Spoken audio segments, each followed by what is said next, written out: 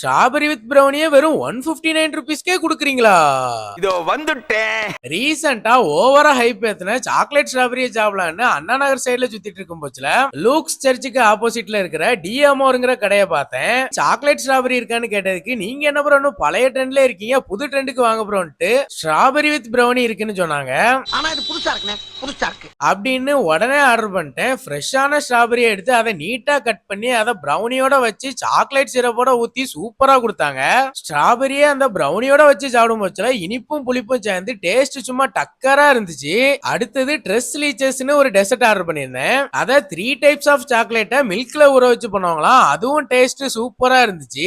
ஃபைனலா ஹைதராபாத் ஸ்டைல் மலாய் கிரீமன் ஆர்டர் பண்ணியிருந்தேன். மலாய் கிரீமன் பெட்டர் ஃபார் டேக் அவே. ஏன்னா மலாய் இனிப்பு கொஞ்சம் அதிகமா இருந்துச்சு. அது பண்ணுல நல்லா ஊறினாதான் இனிப்பு கரெக்டா இருக்கும். எல்லாத்தையும் சூப்பரா சாப்பிட்டு முடிச்சிட்டு நாங்க கிளம்பி வந்துட்டோம்.